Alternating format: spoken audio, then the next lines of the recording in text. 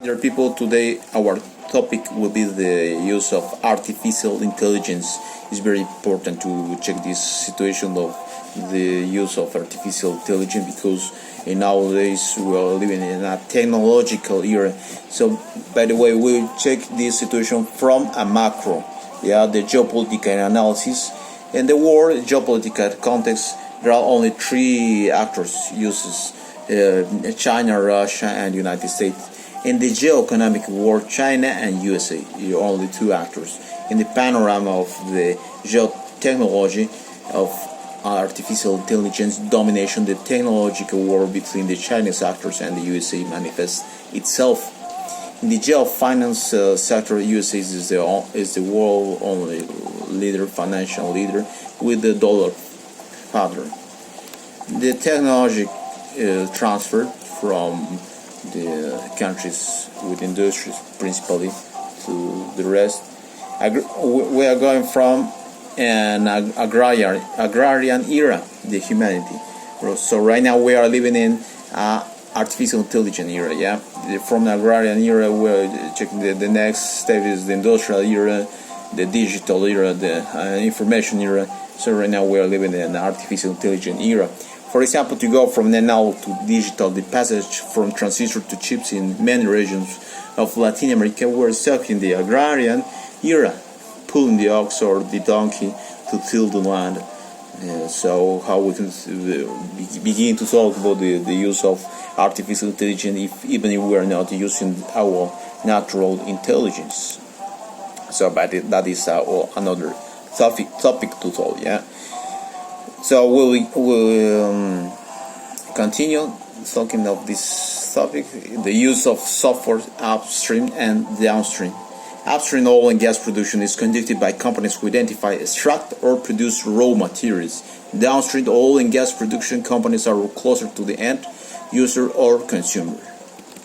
The big data, artificial intelligence in oil industry. We check this environmental detail. In the World Economic Forum in Davos, 21 January in this year, 2020, the activist girl Greta Thunberg, with the slogan "Keeping in the Ground," told the world that inexorable need to change the use of fossil fuels to more sustainable and friendly to the environment. According to Backlash Mill Energy Transitions to National Perspective and BP Statistical Review of World Energy, the world relies on fossil 85% of its energy needs. So 85% of our energy right now are coming from the fossil fuels, and the rest 15 are from renewable energy. The declaration of these big tech companies like Google, Amazon, and Microsoft are the same. The necessity of transition from the fossils to the renewables energy. It turns out that the same artificial intelligence technology is just what all companies need to stay profitable. See, the fossil fuel industry has amassed lots and lots of valuable data as they have mapped Earth's crust in search of reserves. For example, take this patch of ocean floor in the North Sea. In 1989, 30 years ago, Dutch geologists painstakingly mapped the different rock layers using seismic scans, the sediments, with the analysis of different sediments on rock layers. And the researchers at IBM recently fed all that seismic data into a machine learning algorithm, and after about 10 minutes of training, the artificial intelligence was able to label the rock layer nearly as accurately as human expert.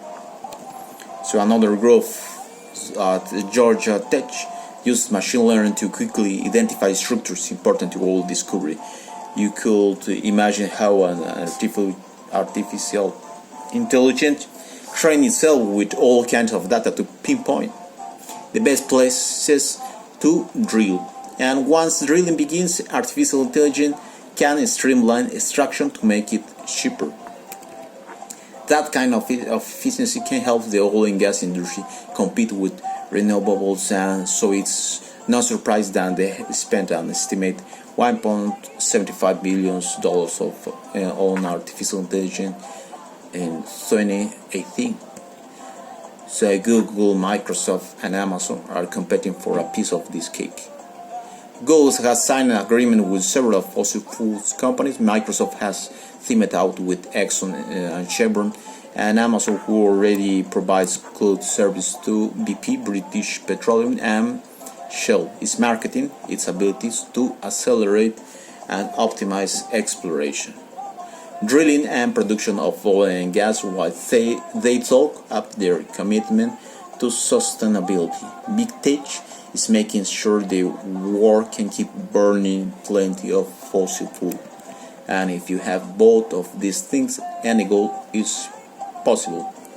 Clouds of Amazon, his name is AWC, of Microsoft is Azure, and IBM Cloud.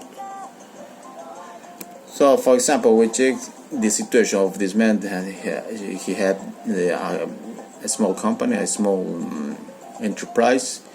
For to understand clearly the oil and gas industry, or any company. We are going from that word page to a calculus per Excel to move to a database. Then the information, these databases are emails, information, analytics of the website, how many visits he have from where, how they come to his website, information of the inventory, registers of his business, the SMS that he sent and received to the customers, information of the suppliers. If the owner of the business oil company is not consciousness of this great mechanic movement in this process, the company will fail abruptly.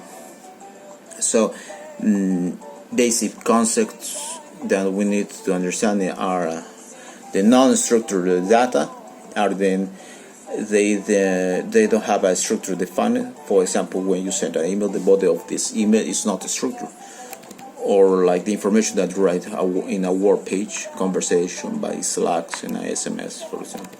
But we have structured data too. Are designing data like the information that you pass from a Word to an Excel page.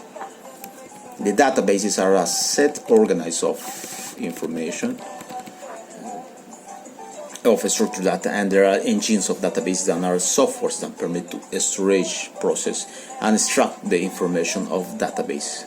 On-premise is used for a company that they use in physical places for the storage. They have both racks in the office, so it's the storage are in the physical, the computers. But these computers are expensive, and personal training to manage the computers machine done constantly need renovation every year. Cloud company, all these services are computing that we have seen is saying internet offered by a company. The company is more important in the world, like we have said before, are Amazon with AWC, Google with GCP, and Microsoft with Azure. A data warehouse is a big storage of data. We are talking of extreme quantities of information, petabytes. 1 petabyte is 1,000 terabytes. 1 terabyte is 1 million of gigabytes. So are great quantities of for storage of this information. Machine learning is other concept, very important. That is the automatic apprenticeship. This means that the computers are able to learn how throw patterns, and the power of learn new patterns and to do new prediction. It's like an assistant that is all that they checking the information for to search important data. Big data and 5 requirements, 5 details. Some characteristics of the big data are volume, variability, velocity, speed, and veracity, truthfulness, and value. Volume, great quantity, difficult to process with the traditional media. The variability, that means different data. If all there are from unsafe databases, doesn't have much challenge, but when it's coming from different variety of phones, we begin to talk about big data. Yeah, this is the first one. The second one is the speed, the velocity. with which kind of velocity change this data and every stuff to arrive new data. For example, your phone is tracking you, where are you moving always. Then you always are generating new information, even if you don't type it, even if you digit it.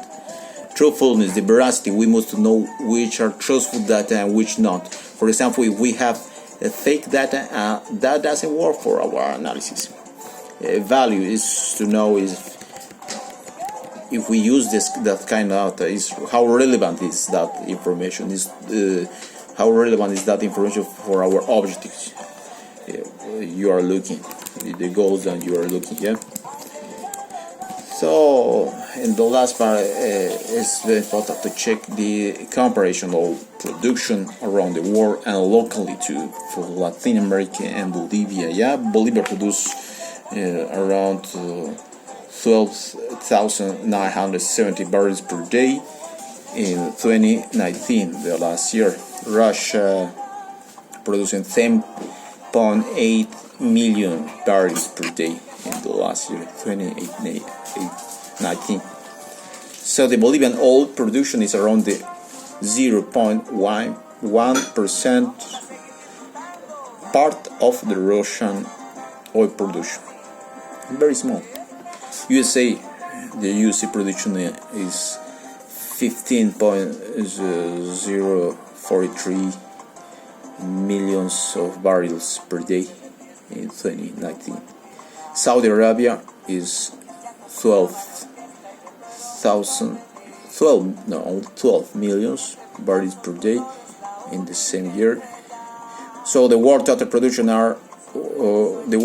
production was 80.622 millions barrels per day in 2019. So USA is taking 18% of this cake. Arabia is taking 15%, and Russia 13%. So only the three are taking around 40% of the oil production. So the comparison gas production world and locally, we talk about the gas. In 2019, global natural production amounted to some 4 trillion cubic meters. USA was with 831 billion cubic meters in 2018. Russia 669.5 billions of cubic meters. Iran 239 millions of cubic meters. Bolivia 16 billions cubic meters in the same year, 2018. So actually the Bolivia is in the around 36 or 39, and I don't remember the position of the top or in the ranking top gas producers. It's considerable. In Chuquisaca, the place where I am born, the production is the 14% of all total gas production is 2.29 billion cubic meters. So the major trade movements in this place in Bolivia are 7.6 and 5.7 billion cubic meters respectively. The pipeline from Bolivia to Brazil and Argentina, the two, 2.6 and 5.7. Then they are going from the center of Bolivia to respectively to Brazil and Argentina in the south. From the Siberia, these pipelines is very important to check. Then are the most considerable of the whole continent are great pipelines. It's a great trade movement. Yes, one of major trade movements in all the continent. So, but comparing with Russia, for example, from the Siberia, Russia, from the republics of Yamal, Irkutsk, and Krasnoyar, the pipeline gas and GLP, only one of that four principal pipelines are moving around 171 billion cubic meters to Europe, principally to Germany. Also, the comparison is very large. Yeah, 7. Then it's coming from Bolivia, 7 billion cubic meters to 171. It's around 28. Multiply 28. Yeah. So that is all for today. See you the next time.